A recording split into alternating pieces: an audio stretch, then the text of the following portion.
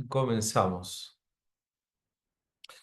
Bueno, ahora sí, oficialmente, buenas tardes a todos los que están participando de distintos lugares, que ya nos hemos presentado algunos, y vamos a comenzar nuestro encuentro rezando, ya que el tema de hoy es la oración de la iglesia, la liturgia, ¿no? O la liturgia, la oración de la iglesia.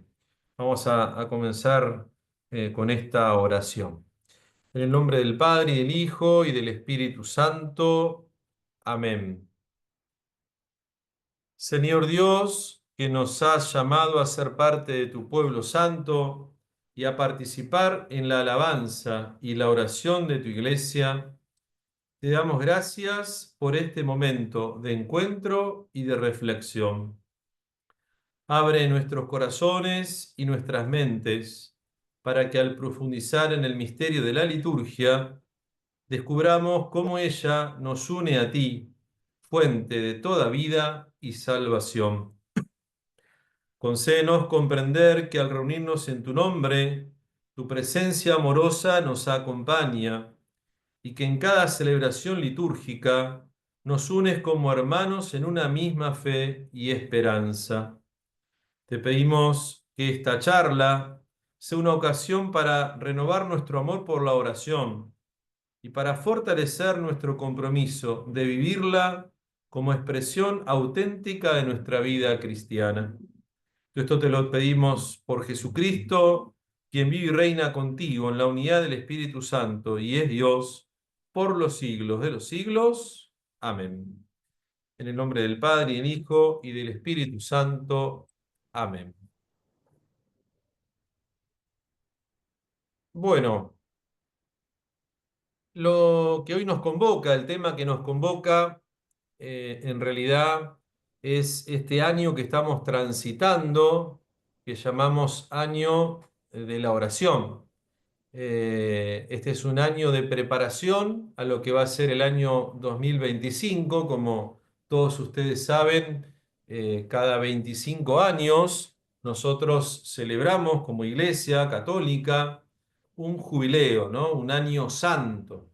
Lo que uno por ahí recuerda es el jubileo del año santo 2000, que fue en el año 2000, que fue un jubileo muy fuerte porque, bueno, era el nuevo milenio, ¿no? Y el Papa Juan Pablo II, que nos llevó a este nuevo milenio, bueno, hizo jubileos de todo tipo, ¿no? En todas las fechas hubo distintas celebraciones. Bueno, para prepararnos a este jubileo, el Papa Francisco nos propone un año sobre la oración.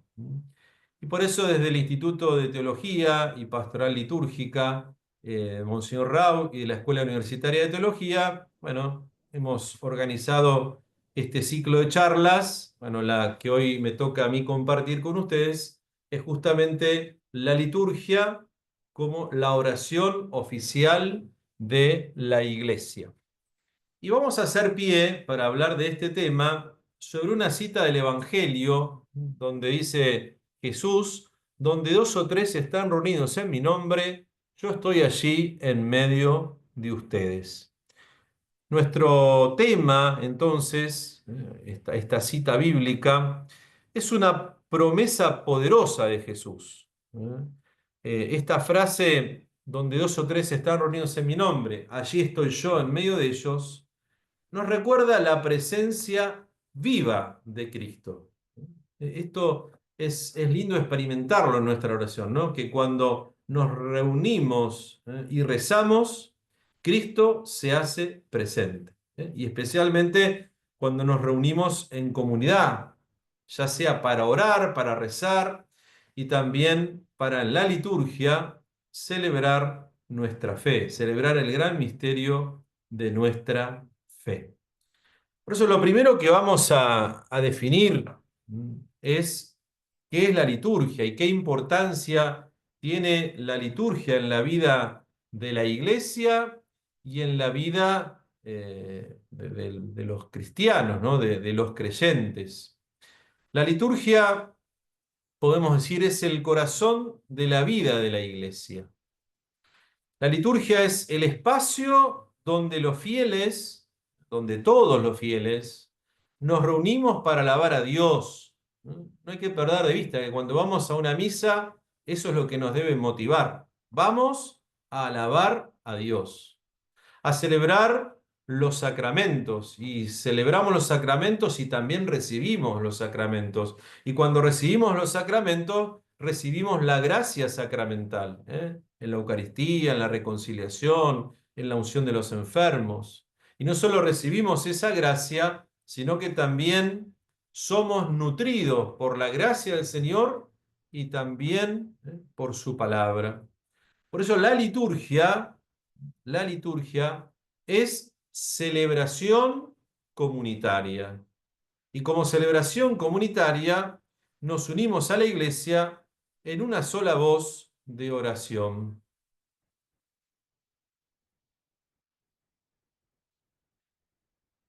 Em, la liturgia entonces, ¿qué es? Si tenemos que definir la liturgia. Bueno, la liturgia es la acción pública de la iglesia.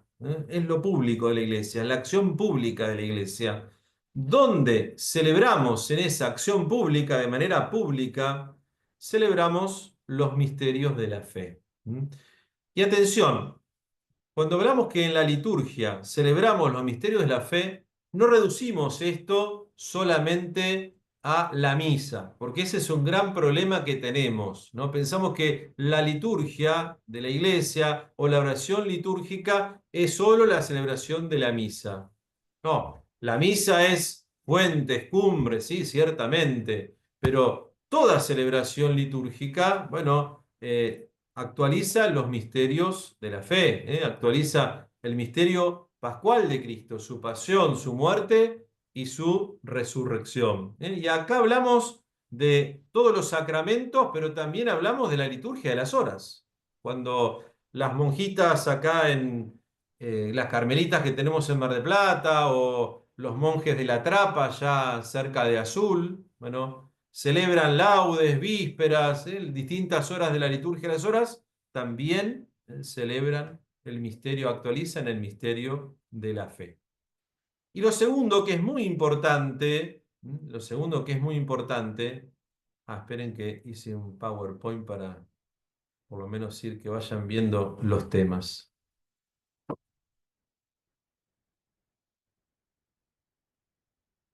Siempre me olvido de los PowerPoint.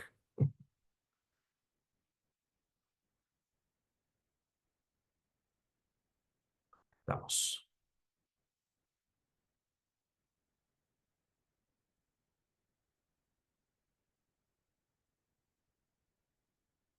Bien, esto ya lo hemos dicho, ¿no? La oración, la importancia de la liturgia.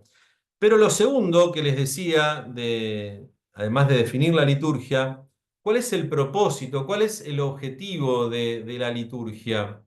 Y justamente el objetivo de la liturgia es glorificar a Dios y santificar a los fieles. Si uno dice, ¿para qué me sirve la liturgia? Vieron que en nuestro mundo es como que todo lo que hacemos tiene que servir para algo. Y nos hacemos esa pregunta, ¿para qué me sirve la liturgia? Bueno, te tendría que servir en primer lugar para alabar a Dios, para rendirle culto, para alabarlo, para glorificarlo, ¿sí?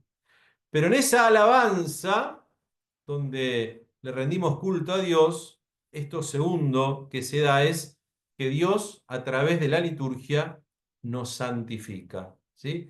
A través de la actualización de ese misterio pascual que se da en las celebraciones litúrgicas, bueno, yo me sumerjo en el misterio pascual y Dios me santifica, me hace cada día más santo. Una liturgia bien celebrada tiene que darse en estas dos dimensiones, glorificación, alabanza, pero también santificación. Es decir, si yo voy a la liturgia y rezo con la iglesia, bueno, mi vida tiene que ir cambiando, se tiene que ir transformando. Entonces, lo primero, la importancia de la liturgia. Lo segundo, la oración que se da en la liturgia. La oración es un componente, diríamos, esencial de la liturgia. La oración es fundamental en la liturgia, porque a través de la oración, los fieles se comunican con Dios. Y en esa comunicación con Dios, los fieles que hacen, expresan sus necesidades, las súplicas, los pedidos que le hacemos a Dios. O también agradecen, o también alaban. En la liturgia, entonces, la oración adquiere una dimensión comunitaria y universal. Es decir, la liturgia o la oración de la liturgia me une o me abre a la dimensión comunitaria, a nivel parroquial, a nivel diocesana, a nivel universal, que esa justamente es la característica de la Iglesia católica, ¿verdad? Bien, ¿qué tipos de oración se dan en la liturgia? ¿Se acuerdan que el tema es la liturgia, oración de la Iglesia? Bueno, vamos a ver ahora qué tipos de oración se pueden dar o se dan en la liturgia. La primera que tendríamos que comentar es que la liturgia, como oraciones de alabanza y de adoración, tienen un reconocimiento de la grandeza de Dios, ¿sí? Dentro de la liturgia, las oraciones de alabanza y la adoración ocupan, podríamos decir, un lugar central. Estas oraciones son una expresión profunda del reconocimiento de la grandeza y de la majestad de Dios. Vamos a ver si podemos explorar cómo esas oraciones que integran o que se integran en la liturgia nos muestran la importancia que tienen para la vida espiritual de la comunidad, ciertamente, pero en esa comunidad para cada cristiano, para cada miembro de la comunidad. Bueno, tipos entonces de oración. La primera, la alabanza y adoración. Cuando hablamos de una oración de alabanza, ¿a qué nos estamos refiriendo? Bueno, la oración de alabanza es el acto de reconocer y proclamar la grandeza de Dios. Reconocemos la bondad de Dios, su poder, su amor. Y en la alabanza, nos enfocamos en que Dios es bueno y descubrimos no solo la bondad de Dios, sino todos sus atributos. Y esto se da en la liturgia. En la liturgia alabamos a Dios. Pero les decía también que lo segundo es la adoración. La adoración que se da en la liturgia. ¿Qué es la adoración? ¿Qué es adorar? Es el acto de rendir homenaje y reverencia a Dios. Eso es adorar. Por eso solo lo adoramos a Dios. Él es el que puede ser adorado. Le rendimos homenaje, le rendimos reverencia.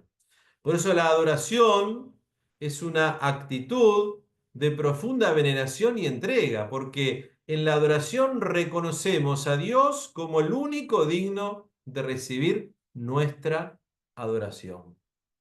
En la liturgia, la adoración se expresa a través de gestos y signos, momentos de silencio, todos dirigidos a honrar la presencia real de Dios entre nosotros.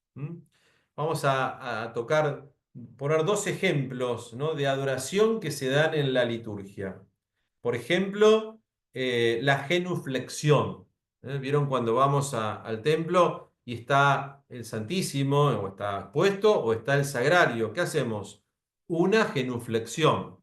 Si nos da la rodilla, ¿no? Porque puede ser que no me dé la rodilla y, bueno, me pierdo el equilibrio. Bueno, si estoy mal de la rodilla, hago una inclinación profunda y no hago la genuflexión. Pero si estoy bien de la rodilla, la genuflexión es un buen gesto, un signo de adoración, ¿no? Al entrar a la iglesia, nos arrodillamos frente al sagrario en señal de esa reverencia.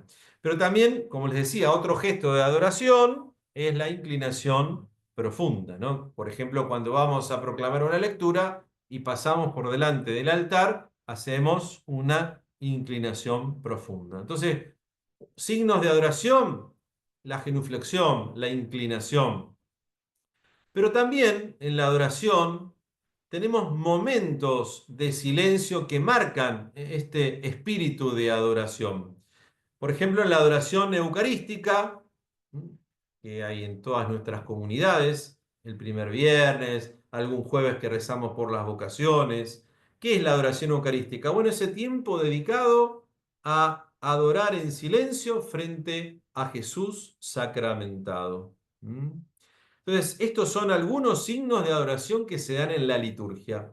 ¿Y qué signos tenemos en cuanto a la alabanza en la liturgia? Bueno, hay oraciones de alabanza. Por ejemplo, los salmos, en los salmos, que son una rica fuente de oraciones de alabanza, encontramos muchos salmos. Por ejemplo, para poner un ejemplo, el Salmo 150, el último de los salmos, ¿no? De la Salmodia. ¿A qué invita el Salmo 150? Justamente nos invita a alabar a Dios. Y dice, alaben a Dios con instrumentos musicales y con danza. Quizá es un salmo muy propio para las primeras vísperas que hoy celebramos a Santa Cecilia, patrona de la música. ¿Sí? Este salmo nos invita a alabar a Dios con instrumentos musicales, con danza. Pero también otra forma de adoración, de alabanza, perdón, en la misa, en la celebración de la misa, es la doxología de la plegaria eucarística. Cuando los sacerdotes cantamos o decimos, por Cristo, con Él y en Él. A ti, Dios Padre, en la unidad del Espíritu Santo, todo honor y toda gloria por los siglos de los siglos. Quizá oración de alabanza es propia del sacerdote, ¿sí? De quien preside la misa. Hay algunas comunidades y equivocados, algún sacerdote y a veces hasta algún obispo que hace que toda la asamblea diga la doxología. Y eso está mal, ¿no? No corresponde. La liturgia en sus rúbricas lo marca que eso lo tiene que decir el sacerdote. La comunidad responde a esa doxología, a esa oración de alabanza, con el amén, que si es cantado es mucho mejor, ¿sí? Con esa doxología es como concluye toda la alabanza, esa oración de alabanza que llamamos plegaria eucarística, ¿sí? Bien, esto en cuanto a los tipos de oración que se dan en la liturgia. Vamos un poquito más adelante y ahora hablamos del impacto espiritual, ¿no? De esta alabanza y esta adoración que se da en la liturgia. Las oraciones de alabanza y la adoración no solo reconocen la grandeza de Dios, sino que también transforman espiritualmente la vida de los fieles. Y a través de estas oraciones, los creyentes, todos nosotros que estamos participando de este encuentro, ¿qué hacemos en esta alabanza y adoración? Bueno, renovamos nuestra fe, ciertamente, con esa alabanza, con esa adoración. Renovamos nuestra fe. Y renovamos nuestra fe recordando quién es Dios y cuáles son las maravillas que ha hecho en favor de su pueblo.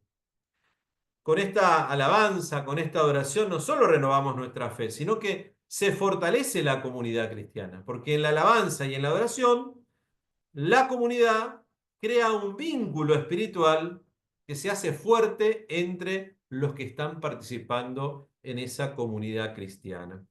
Y lo tercero, la comunidad en esa alabanza, en esa adoración, ¿qué experimenta? Experimenta la presencia de Dios. Experimenta la presencia de Dios. Porque en la adoración, los fieles pueden sentir la cercanía y la presencia viva de Dios en sus propias vidas. La liturgia entonces, en otra de sus características, la tomamos como oraciones de acción de gracias, ¿sí? Alabanza, adoración. Ahora vamos a ver que en la liturgia también se da la acción de gracias. Y cuando hablamos de acción de gracias, hablamos de la gratitud por las bendiciones recibidas. ¿Mm? Las oraciones de acción de gracias son una parte esencial en nuestra vida litúrgica, ¿no? Porque recordamos la bondad, la generosidad de Dios. Bueno, ¿cuál es la gran acción de gracia? La misa. Si hay una oración, una celebración de acción de gracias, es la Eucaristía. La Eucaristía es la gran acción de gracias. Por eso les decía, la cita bíblica donde hacemos pie nosotros en este encuentro es: donde dos o tres están reunidos en mi nombre, yo allí estoy en medio de ustedes. La presencia de Cristo entre nosotros. Bien, entonces la liturgia como oración de acción de gracias. Para hablar de la acción de gracias tenemos que definir qué es la acción de gracias. ¿Qué es la acción de gracias? Bueno, la acción de gracias es la expresión de gratitud a Dios. ¿No? Cuando damos gracias, es lo que buscamos es esto, es mostrar, expresar nuestra gratitud a Dios. ¿Y por qué le expresamos nuestra gratitud a Dios? Bueno, le expresamos nuestra gratitud a Dios por sus dones y por sus beneficios, ¿no? Qué bueno sería hacer ese ejercicio, ¿no? Decir, bueno, ¿de qué le puedo dar gracias a Dios? ¿No? Vieron que a veces nos cuesta mucho ver las cosas buenas que nos van pasando. Las malas las vemos en un segundo, menos de un segundo, pero las buenas, las cosas para agradecer, nos cuestan un poquito más. Bueno, esta es la acción de gracias, la gratitud por a Dios, por sus dones y sus beneficios. Y esto lo hacemos a través de oraciones, donde reconocemos que todo lo que tenemos y todo lo que somos, ¿de dónde viene? ¿De dónde proviene? De Dios. Proviene de Dios. En la liturgia, ¿dónde encontramos esta acción de gracias? Uno dice, bueno, en la liturgia, ¿dónde podemos encontrar esta oración, este estilo de oración de acción de gracias? Porque ciertamente que la liturgia está llena de momentos y gestos que expresan esta acción de gracias a Dios. Por ejemplo, un lugar bien visible donde damos gracias a Dios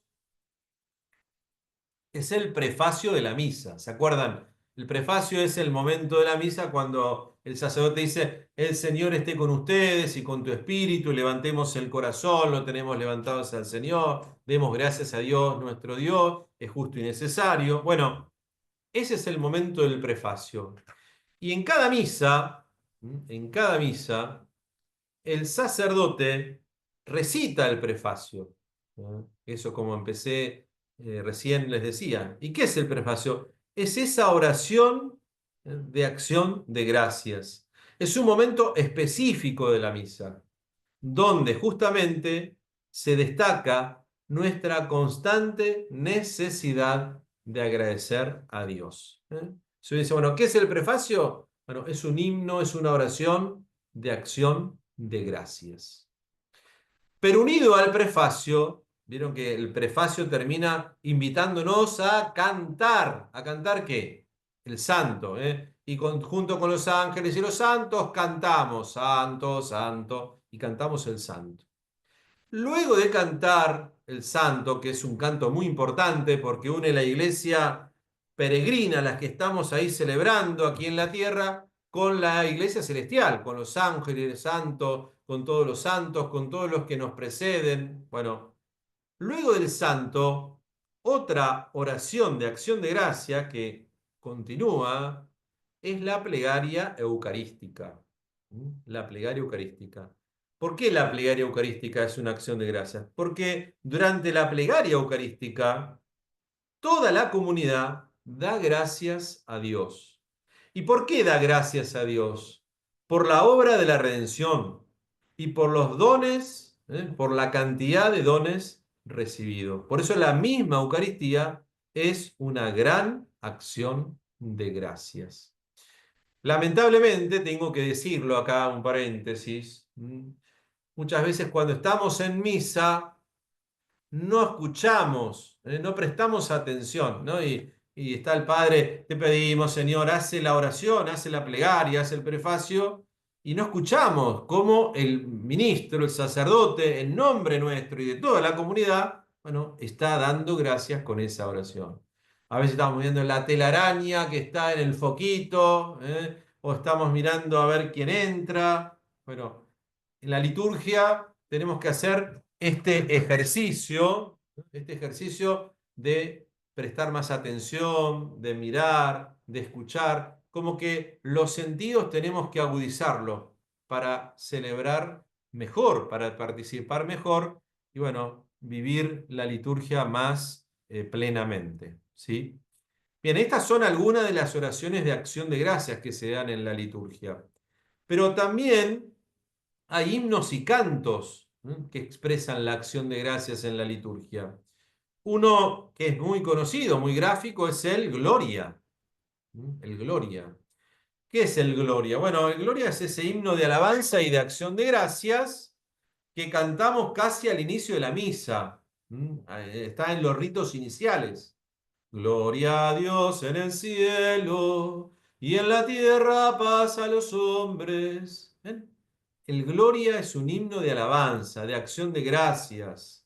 Ciertamente que ahora, dentro de muy poquito, en el tiempo de Adviento y después en Cuaresma, no lo vamos a cantar. El Gloria es un himno de alabanza, de acción de gracias, que expresa alegría y gratitud. ¿Y por qué expresa alegría y gratitud? ¿Por qué? Por la grandeza y la misericordia de Dios. En ese himno, entonces, es un himno donde rezamos y alabamos a Dios por su grandeza, por su misericordia. De hecho, le cantamos en el Gloria a la Trinidad, a Dios Padre, Hijo y Espíritu Santo. Y hay un canto de acción de gracias que no se canta mucho, que se llama Te Deum. Vieron que para el día de 25 de mayo, para los días patrios, no sé, en la catedral en Buenos Aires o en las catedrales, en las distintas diócesis, se hace el famoso Te Deum. Bueno, el Te Deum de la Catedral de Buenos Aires, por ahí es famoso porque va el presidente, va el jefe de gobierno de Buenos Aires, pero ¿qué es el Te Deum? Bueno, es un himno de acción de gracias, ¿sí? Que en la liturgia de las horas, en las solemnidades, en los domingos, se reza también en la liturgia de las horas. Es un himno de acción de gracias. Se utiliza para ocasiones especiales y justamente tiene como objetivo agradecer a Dios también por los dones recibidos. Y en tercer lugar, en cuanto a esto de la acción de gracias que se da en la liturgia, los gestos de gratitud, ¿no? ¿Qué gestos de gratitud hay en la liturgia de acción de gracias? Bueno, uno es el ofertorio, cuando llevamos las ofrendas al altar, el pan, el vino, el dinero o alguna otra ofrenda. Durante el ofertorio los fieles presentan los símbolos de la creación de Dios, el trabajo humano, como una ofrenda de gratitud a Dios. Y otro gesto de gratitud es la comunión, cuando llega el momento de la comunión. Recibir la Eucaristía es un acto de gratitud. ¿Por qué? Porque reconocemos el don supremo, el regalo tan grande que Dios nos hace en su cuerpo y en su sangre, en el sacramento admirable de la Eucaristía. Bien, ¿qué impacto da la acción de gracias a la vida espiritual? ¿No? ¿Cómo esto que hacemos y los signos que están en nuestra liturgia, en nuestras celebraciones, cómo impactan? ¿Cómo impactan en nuestra vida espiritual? Bueno, la acción de gracias en la liturgia tiene un impacto profundo en nuestra vida espiritual y en nuestra vida comunitaria. ¿sí? Eh, la acción de gracias impacta en nuestra comunidad y en nuestra vida espiritual porque fomenta una actitud de gratitud. Participar en las oraciones de acción de gracias nos ayuda a desarrollar una actitud de gratitud en la vida diaria. Esto estaría bueno tenerlo en cuenta todos los días, ¿no? Cuando nos vamos a dormir. Bueno, ¿de qué le puedo agradecer a Dios? De hecho, la liturgia, los que rezamos la liturgia todos los días, en todos los horarios, ¿sí? O sea, la oración de completas nos invita justamente a hacer un examen de conciencia, ¿no? Así, bueno, después de transitar esta jornada que Dios nos ha concedido, reconozcamos sinceramente nuestros pecados. Pero cuando hacemos ese examen de conciencia, vemos las cosas buenas y las cosas malas que nos pasaron durante el día. Y sería bueno darle gracias a Dios, ¿no? Fomentar la actitud de acción de gracia. Señor, te doy gracias por esto que me pasó, por esto otro. También esta actitud o celebración de acción de gracias fortalece nuestra fe y une mucho más, ciertamente, la comunidad cristiana en la cual participo, ¿sí? Vamos a ver ahora un poquito, que tienen ahí en la placa, ya el último puntito, qué ejemplos bíblicos, ¿no? ¿Qué ejemplos nos da la escritura de acción de gracias? Podemos decir que la Biblia está llena de ejemplos. Si uno toma la Biblia y va mirando y leyendo, va a encontrar muchísimos ejemplos de acción de gracias. Algunos fueron incorporados en nuestra vida litúrgica. Por ejemplo, después lo pueden ir a leer si quieren, el Magnificat, el Evangelio de Lucas, capítulo 1, versículos 46 al 55. El famoso Magnificat, el canto que María hace a Dios, ¿no? El cántico de María, que es una hermosa oración de gratitud a Dios por su misericordia y por las maravillas que ha hecho Dios en su vida. Por eso mi alma canta la grandeza del Señor, mi alma glorifica al Señor y mi espíritu se regocija en Dios, mi Salvador.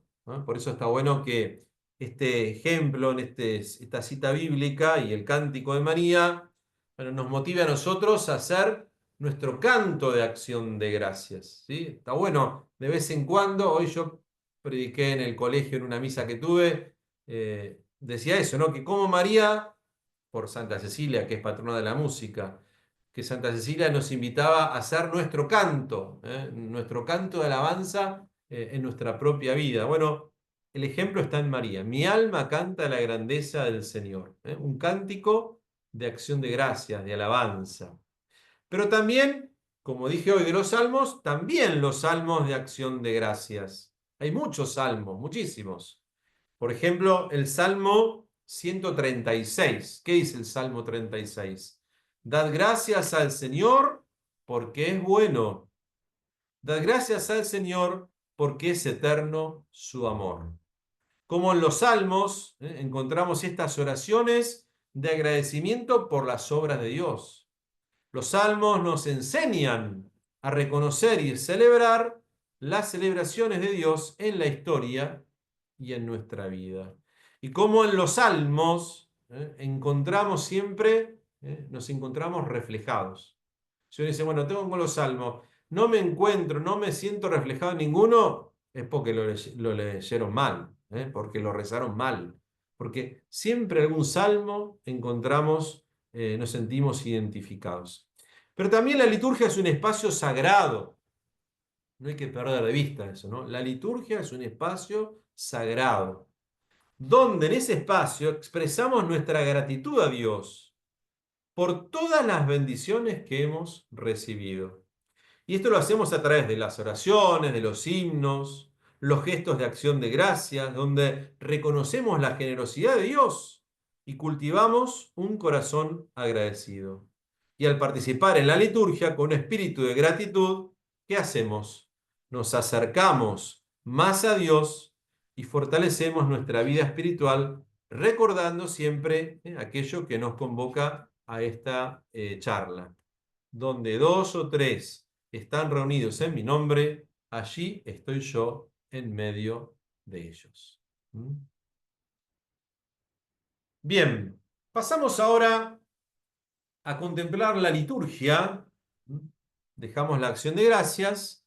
La liturgia como oración de petición. ¿Eh? La liturgia como oración de petición. Quizá esto es lo que más conocemos o lo que más hacemos. La acción de gracias por ahí nos cuesta un poquito más. Pero la liturgia como oración de petición es como que lo tenemos más claro.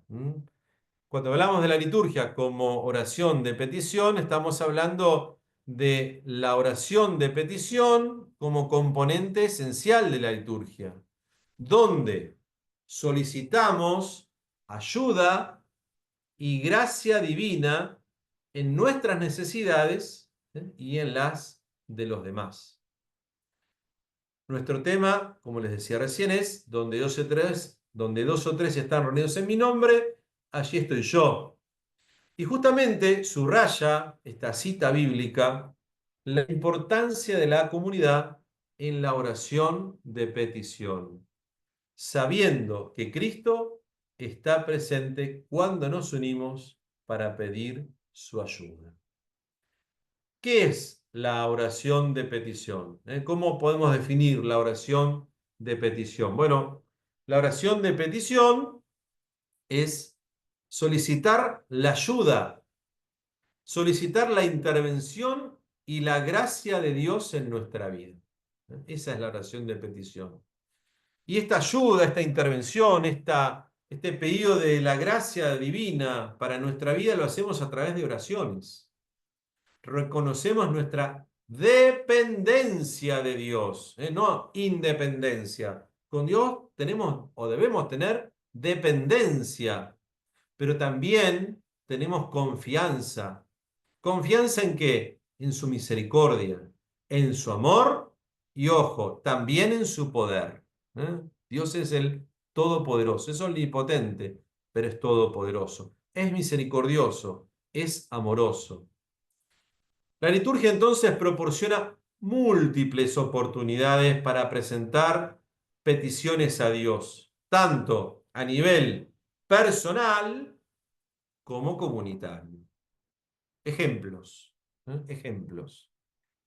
La oración de los fieles. La oración de los fieles nos muestra o nos ayuda a comprender la universalidad de las peticiones. Cuando vieron después del credo, el sacerdote nos invita a orar la oración universal, la oración de los fieles, después de la homilía y el credo. Estas oraciones, llamadas oración universal, incluyen peticiones por las necesidades de la iglesia, por los líderes del mundo, por los enfermos, los sufrientes y por la comunidad local. No hay que perder de vista que son oraciones universales, por lo tanto, abarcativas. ¿eh? Muchas veces pasa que en estas oraciones no son universales en algunas comunidades, ponen cosas particulares. Por ejemplo, yo puedo pedir, te pedimos, Señor, por los enfermos para que les concedas su sanación. Oremos. Pero si empezamos a pedir, te pedimos, Señor, por los enfermos de esta comunidad, también por los de la capilla y los que están en el hospital comunitario. Ya pido por los enfermos, ¿sí? Cuando pido por los enfermos en la oración inicial, pido por los enfermos, pido por todos. ¿Sí? Abarca, la oración abarca todo. Por eso la estructura de esta oración de los fieles, ¿sí? Tienen que comenzar con intenciones generales y progresar hacia necesidades más particulares.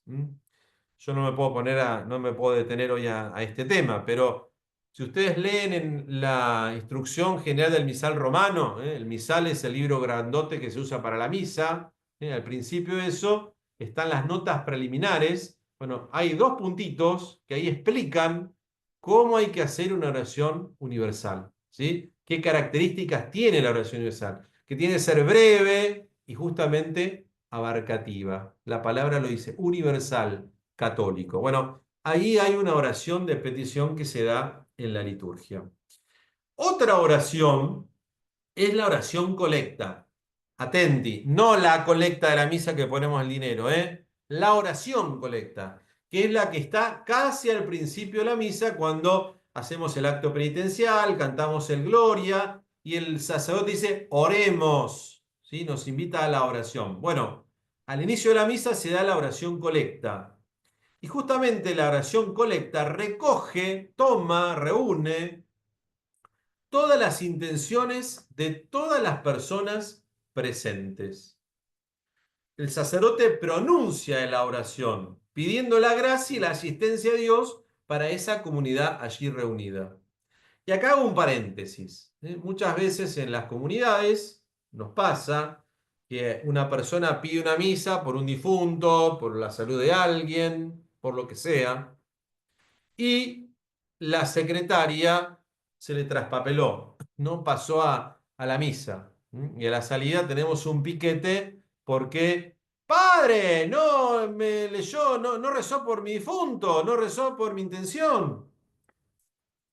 Y los curas no sabemos qué hacer, porque no queremos prender fuego a la pobre secretaria, pero tampoco nos queremos hacer cargo porque el papelito no lo decía. Bueno, ustedes sepan lo que la oración colecta, por más que yo, el ministro que le pedimos la misa, no la nombró, uno en ese momento, por eso es oración de petición en la liturgia.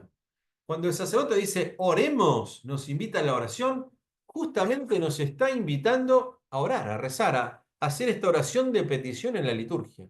Entonces, cuando ustedes van a misa y en los ritos iniciales el ministro dice oremos, y da un espacio de silencio, que hay que darlo ese espacio de silencio, bueno, ahí uno puede desde lo profundo del corazón poner las intenciones por las que quiere rezar en esa misa. Acá es oración de petición, ¿sí?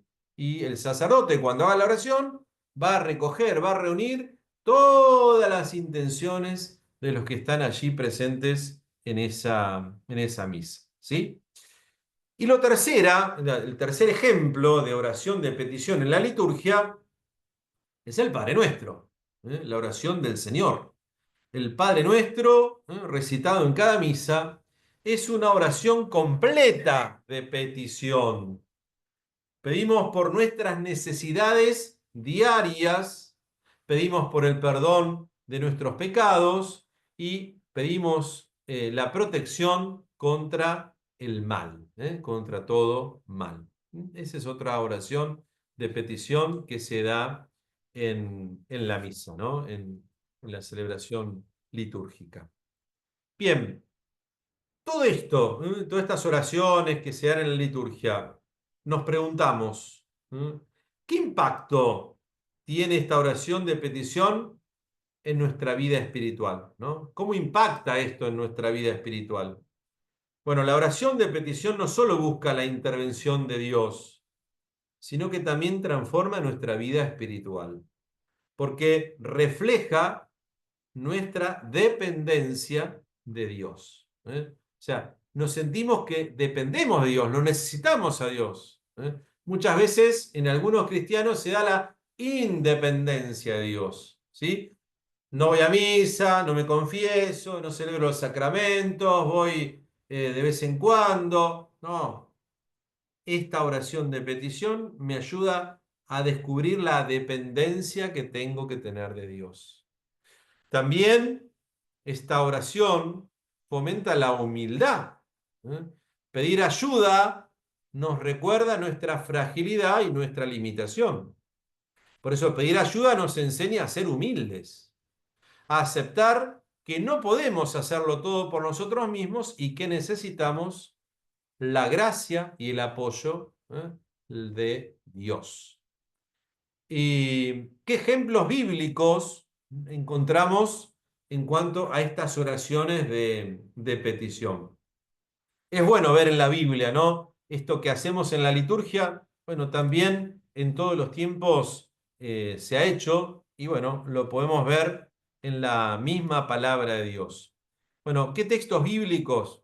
Como ya lo dijimos en el Padre Nuestro. Lo pueden leer en Mateo 6, que es la versión más completa, la de Mateo. Mateo 6, 9 al 13. Por ejemplo, ¿qué se da en la petición del Padre Nuestro? Bueno, pedimos el pan cotidiano. Decimos, danos hoy el pan de cada día.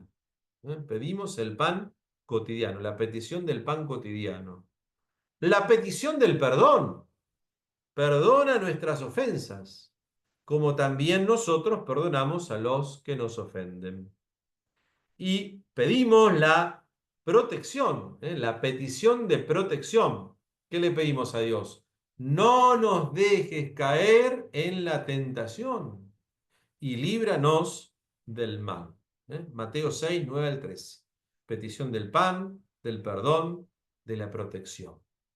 Pero también en el Antiguo Testamento, ese es el Nuevo Testamento, Mateo, el Padre Nuestro, pero también en el Antiguo Testamento, la oración de Ana, en la primera de Samuel, capítulo 1, del versículo 10 y 11, se da la petición personal. ¿Por qué? ¿Qué pide Ana? Ana le pide a Dios un hijo. ¿Se acuerdan que Ana no podía quedar embarazada? Y llora amargamente por eso. Ana le pide a Dios un hijo, mostrando su profunda confianza en la misericordia de Dios. Le dice, Señor Todopoderoso, si te dignas a mirar la aflicción de tu sierva y te acuerdas de mí y no te olvidas de tu sierva, sino que le das un hijo varón, fíjense lo que le pide, ¿no? Yo lo dedicaré al Señor por todos los días de su vida. Y bueno, esa petición Dios se la concede, ¿no? Se la cumple a Ana. Pueden leerlo después en 1 Samuel 1, 10, 11. Esos dos textos como para ver un poquito estos ejemplos. Vamos ahora entonces a otro de los temas de la liturgia como oración de intercesión, ¿sí? La oración de intercesión. ¿Qué es la oración de intercesión? Bueno, pedir en favor de otros. Pedimos, pero en favor de otros. La oración de intercesión es una forma de mostrar amor y solidaridad, porque le pedimos a Dios que intervenga en la vida de otras personas. Esto nos pide mucho la gente a los curas. ¿Cuántas veces nos dicen, ay padre, usted que está cerca, cerca no sé de dónde, pero bueno, usted que está cerca puede pedir por esto? Mira, yo voy a pedir, pero vos también pedí. Todos tenemos que pedir y hacerlo con confianza, ¿no? La oración de intercesión, que también se da, obviamente, en de la liturgia, ¿no? La liturgia ofrece varios momentos, diversos momentos y formas para realizar oraciones de intercesión. Y en estas oraciones de intercesión unimos la comunidad para solicitar la ayuda de Dios en favor, en beneficio de los demás. Bueno, esta oración de intercesión en la liturgia, aquí repetimos un poquito la oración de los fieles también, ¿no? La oración universal. Porque el propósito de esa oración, ¿cuál es? Que durante la misa, la oración de los fieles, permita a la comunidad presentar peticiones y especialmente por los otros, ¿no? Por los demás. Pero también, además de la oración de los fieles, el canon de la misa, ¿eh? Las intercesiones que se dan en las plegarias eucarísticas, en todas, ¿no? Tendríamos que hacer un curso sobre plegarias eucarísticas, ¿no? Hay 4 plegarias eucarísticas que son las más conocidas, después hay plegarias eucarísticas de diversas circunstancias, plegarias eucarísticas de la reconciliación, plegarias eucarísticas para la misa con niños, pero bueno, en todas ellas hay un momento de intercesión. En la plegaria eucarística, el sacerdote reza por la iglesia, por el papa, los obispos, por todos los fieles que estamos allí presentes, pero también fíjense que pide la intercesión por los difuntos, y pide la intercesión y la ayuda divina por ellos. ¿Vieron que es el momento que rezan la plegaria, bueno, por todas las necesidades? Bueno, ese momento de la plegaria eucarística es el momento de la intercesión. Pero también el Padre Nuestro, si bien dijimos que servía en la oración de petición, también en la intercesión. Porque cuando rezamos el Padre Nuestro, estamos haciendo una oración también de intercesión comunitaria, donde pedimos a Dios que su reino venga a nosotros y que su voluntad se haga en el cielo como en la tierra. ¿Y por qué le decimos que su voluntad se haga en la tierra? Porque pedimos el beneficio de toda la humanidad. ¿Eh? Que su voluntad se haga en la tierra, que su reino venga a nosotros. Entonces el Padre Nuestro también es una forma de oración de intercesión. Y la más conocida de esas oraciones de intercesión es la oración de la liturgia de las horas. La oración que rezan en los monasterios, que rezan los monjes, las monjas, pero también los ministros ordenados y todo laico. Ustedes saben que hoy hay mucho más acceso, mucho más fácil es rezar la liturgia de las horas, porque hoy las tenemos en una app. La liturgia de las horas de la Conferencia Episcopal Argentina las tenemos en la aplicación del WhatsApp, tanto en Play Store como en la otra que es la de Apple, ¿no? Y es gratuita, no hay que pagar nada. Se baja y ahí podemos rezar. Y la oración de la liturgia de las horas es una intercesión continua. ¿Por qué? Porque rezamos en todos los momentos del día. Porque justamente la oración de la liturgia de las horas es una oración de alabanza, de súplica, de intercesión en favor del pueblo de Dios. Junto con la misa es la oración oficial de la iglesia. Y como lo decimos en las otras, ¿qué impacto nos da la intercesión de esta oración litúrgica? Bueno, la oración de intercesión en la liturgia tiene como impacto significativo fomentar la solidaridad. Al interceder por los otros, nos vamos solidarizando con las necesidades y los sufrimientos de los demás. Si me dicen, ay padre, o cualquiera de ustedes en el trabajo, ¿no? Si saben que van a misa, que rezan, che, vos que vas a misa, che, vos que vas a la iglesia, ¿por qué no rezás por esto? Fomentamos la solidaridad. Desarrollamos también en esta oración litúrgica de intercesión el desarrollo por el amor y la caridad. La oración de intercesión nos ayuda a crecer en amor y caridad poniendo las necesidades de otros antes que las nuestras. Es decir, que ¿cómo impacta en nosotros la oración de intercesión? Bueno, positivamente porque nos hace ser más generosos y compasivos, reflejando el amor de Cristo, ¿no? Motivando a que tengamos los mismos sentimientos de Cristo Jesús. Y por último, en esto de la oración de intercesión, como lo venimos haciendo en todos los casos, ¿qué ejemplos bíblicos de oración tenemos en esto de la intercesión? Bueno, en la Biblia hay también muchos ejemplos, ¿no?, de intercesión.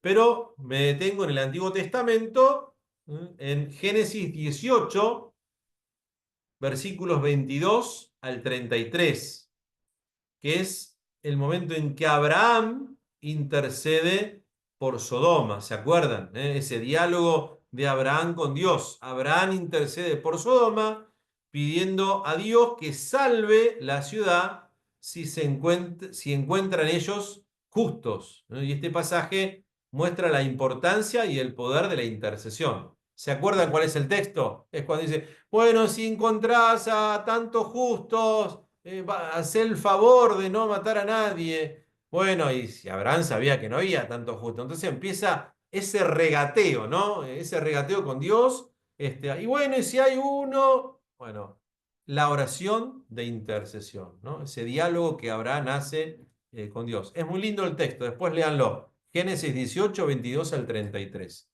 Pero en el Nuevo Testamento, ¿qué texto bíblico podemos encontrar?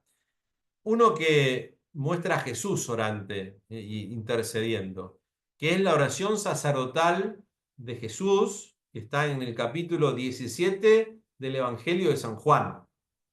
Capítulo 17 de San Juan, versículos 9 al 26.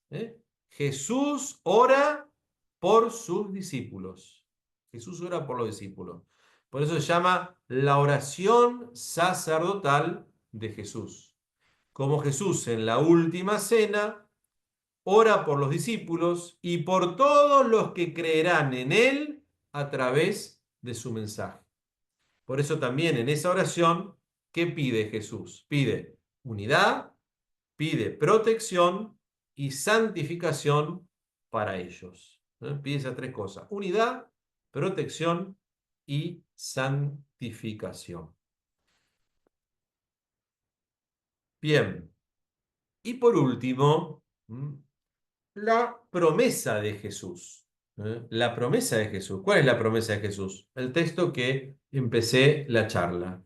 Donde dos o tres están reunidos en mi nombre, yo allí estoy en medio de ellos. Esto es importante. Jesús nos asegura su presencia cuando nos reunimos en su nombre. Cuando nos reunimos en su nombre, Él está ahí. Esta promesa tiene un significado profundo en la liturgia, donde la comunidad se congrega para celebrar y orar juntos, y esto se da en la liturgia. Por eso hablamos de la presencia de Cristo en la asamblea litúrgica. Cristo está presente en la comunidad que se reúne en su nombre. La liturgia no solo es un conjunto de rituales y de oraciones, sino que es una realidad espiritual donde Cristo está verdaderamente presente entre nosotros. Por eso hay una promesa de Jesús, que es ese texto que les estoy repitiendo a cada rato, que es el texto de Mateo 18:20, donde dos o tres están reunidos en mi nombre, allí estoy yo. Este pasaje entonces nos asegura que Cristo está presente en cualquier reunión de la comunidad cristiana, incluso en los grupos más pequeños. Pero Cristo está presente de múltiples maneras justamente en la liturgia, cada una con un significado y un propósito específico. Por eso, ¿dónde son o cuáles son esas manifestaciones de la presencia de Cristo en la liturgia? Bueno, el primero, la presencia en la Eucaristía. La presencia en la Eucaristía, en el cuerpo y en la sangre de Cristo. En la celebración de la Eucaristía, Cristo se hace presente de manera real, sustancial, en el pan y en el vino consagrados. Y se da ahí lo que llamamos la transustanciación. ¿Qué es la transustanciación? La doctrina católica enseña que el pan y el vino se transforman en el cuerpo y en la sangre de Cristo, pero mantienen su apariencia externa. ¿Qué quiere decir esto? Que cambia la sustancia. ¿Sí? Yo veo pan, pero no es más pan, es el cuerpo de Cristo. Yo veo un cáliz con vino, pero desde la fe y a la luz del misterio de la transustanciación, cambia la sustancia. El accidente permanece, parece lo mismo, parece lo que era, pero no es lo que era. Es el cuerpo de Cristo, es la sangre de Cristo. ¿Sí? Presencia en la Eucaristía. Presencia en la palabra. También presencia en la palabra, la lectura de las Escrituras que se da en la misa, ¿no? Acá tendríamos que hacer una charla y un curso especial sobre los textos bíblicos, los leccionarios, cómo se organizan cómo se organizan las lecturas de la misa, el Antiguo Testamento, los salmos, ¿sí? Pero también la homilía, porque a través de la homilía el sacerdote o el diácono ayuda a interpretar y aplicar la palabra de Dios a la vida de los fieles, actualizando el mensaje de Cristo para la comunidad. Y otra de las presencias de Cristo en la liturgia, que esta a veces nos cuesta un poquito más, es en la persona del sacerdote, ¿sí? En la presencia del sacerdote también se hace presente Cristo, ¿eh? Acá esta a veces nos cuesta un poquito más. Pero ¿qué hay que decir de la presencia del sacerdote en la liturgia que representa a Cristo? Porque el sacerdote actúa en la persona de Cristo, ¿eh? Se llama en persona Christi, en la persona de Cristo en la liturgia, durante la celebración litúrgica y en todos los sacramentos. Cuando dice, tomen y coman, esto es mi cuerpo. ¿Por qué dice eso? Porque lo está diciendo Jesús. O cuando absuelve, yo te absuelvo de tus pecados y te concedo la paz. Entonces, actúa en la presencia de Cristo. Por eso, también allí se manifiesta en la liturgia Jesús. Y también en la presencia de Cristo en la asamblea litúrgica, que es el cuerpo místico de Cristo, la asamblea de los fieles, que se reúnen para celebrar la liturgia y que constituyen el cuerpo místico de Cristo, ¿sí? La presencia de Cristo en la asamblea. La presencia de Cristo en la oración y en el canto, en la oración común, cuando la comunidad se une, ora y canta, reza, Cristo está presente en la oración comunitaria, en la oración de alabanza, en los himnos y en los cánticos, cuando cantamos, que es expresión de la fe, allí está presente el Señor. ¿Y qué ejemplos bíblicos tenemos de la presencia de Cristo? Bueno, hay uno que es muy lindo, a mí me gusta mucho, que es muy pascual, que es el de los discípulos de Maús. Por ahí después lo pueden releer. Lucas 24, versículos 13 al 35, ¿no? Los discípulos de Maús, que es el encuentro con el Cristo resucitado, ¿no? Los discípulos que van caminando, van hablando, van con un desconocido, y cuando están a punto de entrar, bueno, quédate con nosotros, porque ya es tarde, quédate acá con nosotros. Y cuando Jesús parte el pan en la cena, se dan cuenta que es el Señor resucitado, ¿no? Qué lindo ese texto de la presencia del resucitado en nuestra vida. A veces no nos damos cuenta, pero hay una presencia real. Y otro texto es de las primeras comunidades cristianas. El libro de los Hechos de los Apóstoles 2, 42 al 47. Donde dice, la primera comunidad cristiana se reúne para la enseñanza de los apóstoles, para la comunión fraterna, para la fracción del pan, para las oraciones, y en todo eso experimentan la presencia de Cristo en su vida diaria. Bien, ya estamos concluyendo nuestro encuentro de hoy. Y por último, no podemos dejar de hablar la oración de la liturgia como fuente y cumbre de la vida cristiana. Esto es que es del Concilio Vaticano II, Sacrosanctum Concilium, habla de fuente y cumbre, ¿no? El concilio dice, la liturgia es fuente y es cumbre de la vida cristiana. La liturgia es el lugar donde los fieles encuentran la gracia y se fortalecen para vivir su fe en el mundo. Por eso, al hablar de la liturgia como oración de la iglesia, hablamos de la Eucaristía. La Eucaristía como el centro de la liturgia, donde celebramos el sacrificio de Cristo y lo recibimos al mismo Cristo en su cuerpo y en su sangre. Pero también en los otros sacramentos. ¿Qué son los sacramentos?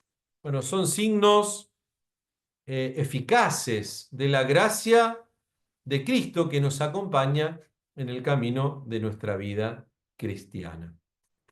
Por eso, queridos hermanos, y a modo de conclusión, la oración de la Iglesia en la liturgia es una expresión poderosa de nuestra fe y de nuestra unión con Cristo.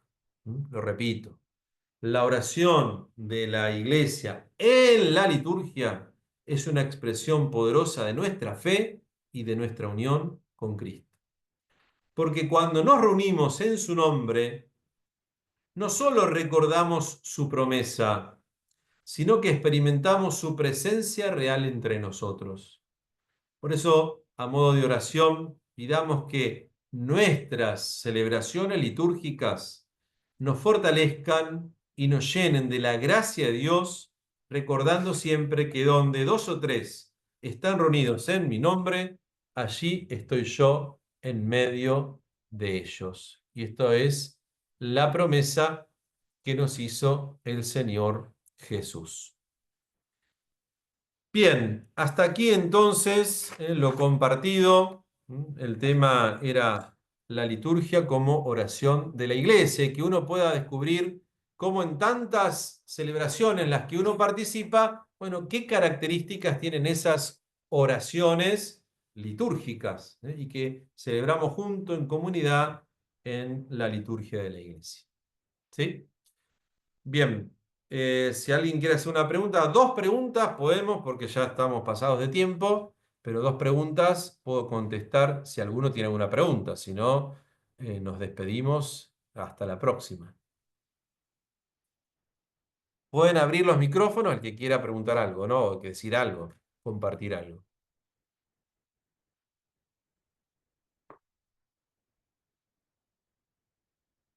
Perdón, ¿hay alguien del otro lado o se fueron todos?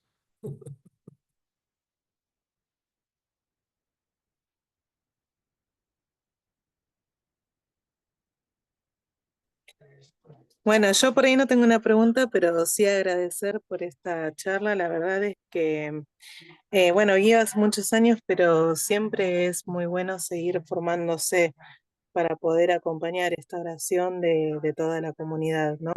La verdad es que me sirvió mucho lo de las intenciones porque sí, suele ir bajándose hacia la comunidad y hacia pedidos especiales que por ahí vamos viviendo. Entonces, bueno, me queda ir formándome más en esto.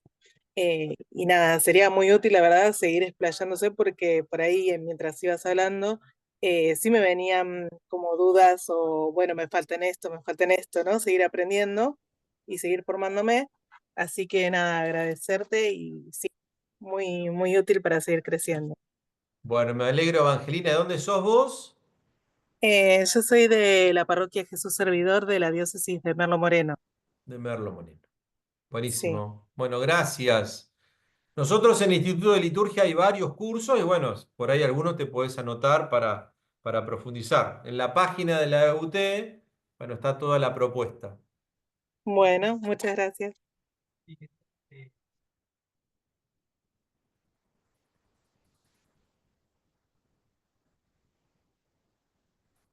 Bueno, queridos hermanos, si les parece, entonces concluimos con una oración a la Virgen, que hoy es la presentación de la Santísima Virgen. Lo que pasa que nosotros acá en la diócesis de Mar del Plata, ya ahora a la tarde tenemos las primeras vísperas de Santa Cecilia, porque para nosotros es solemnidad, ¿no? Es fiesta. Así que, bueno, vamos a agradecer pidiéndole a la Virgen que nos siga iluminando, nos siga acompañando, bueno, para que nuestras celebraciones litúrgicas, bueno, sean cada vez más bellas, más perfectas, más significativas y, bueno, vivirlas de la mejor manera posible. Dios te salve María, llena eres de gracia, el Gracias, el Señor Señor es es contigo. contigo, bendita tú Bendita eres entre todas las mujeres y bendito y es el bendito fruto es de el tu fruto de vientre tu vientre, Jesús. Jesús. Santa Santa María, María, Madre de Madre de Dios, Dios, ruega por ruega nosotros por nosotros los pecadores, pecadores, ahora y ahora en la y hora en de la nuestra hora de nuestra muerte. muerte. Amén. Amén. El Señor esté con ustedes Y con y Y con con tu tu espíritu. espíritu. Oh Dios, que por tu palabra haces y bendices todas las cosas, te pedimos que bendigas a todos estos hermanos en esta noche. Bendícelos, renueva en ellos el don del Espíritu y la alegría de celebrar nuestra fe a través de la liturgia. En el nombre del Padre y del Hijo y del Espíritu Santo. Amén. Amén. Bueno, muchas gracias por la participación y bueno, nos vemos en algún otro encuentro que la UT y el Instituto de Liturgia organicen. ¿Sí? Muchas gracias, Bendiciones. muchas gracias. Chau, Chau. chau. Nos vemos.